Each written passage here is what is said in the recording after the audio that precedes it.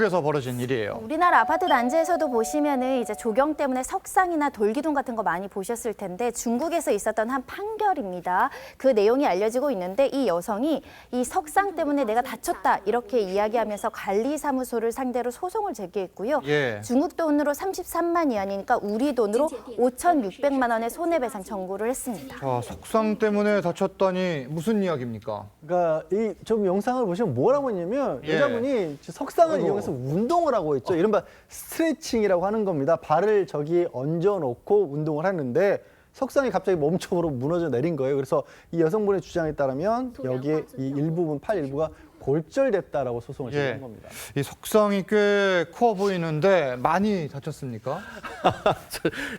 저도 진짜 보면서 황당한데요. 상당히 많이 다쳤다라고 지금 얘기를 하는 것 같고 그러다 보니까 우리나라 돈으로 한 5,600만 원 정도 손해배상 청구를 했다라고 하고 있습니다. 예. 실질적으로 우리나라에서 어떤 일어났다 하더라도 비슷한 소송이 벌어질 가능성이 없진 않은 것 같은데요.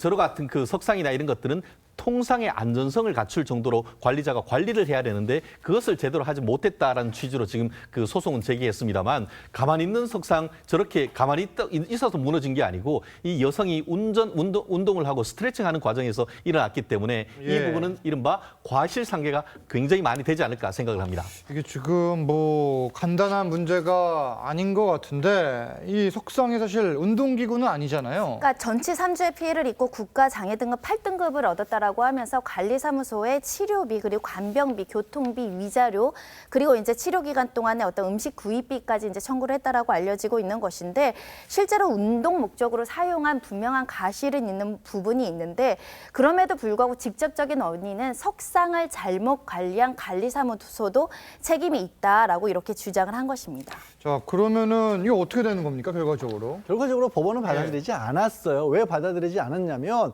말씀들 나온 것처럼 저기가 운동기구라는 건 아니라는 것이고 예. 오히려 그 해당 아파트 단지에는 저런 석상이나 기물 같은 게 여러 개 있었는데 저기 함부로 기대거나 우리도 그런 거 있잖아요. 손대지 마시오 이런 거 붙어 있잖아요. 그런 게 여러 개 붙어 있었다고 합니다. 결국 이거는 여성의 과실이다. 그래서 여성의 청구를 받아들이지 않았습니다. 오히려 그러면은 여성에 대해서 이 기물 파손에 대한 책임도 물을 수가 있습니까? 원칙적으로는 기물 파손에 대한 책임을 물을 수 있고요. 또 공공 이제 관리물 같은 경우는 우리나라도 처벌하는 규정이 있는 상황이기 때문에 원래 목적대로는 저렇게 운동기구를 사용하시면 안 되고 그래서 공원에 운동기구를 따로 설치해 놓고 조경 목적물을 따로 설치해 놓는 이유가 있거든요. 예.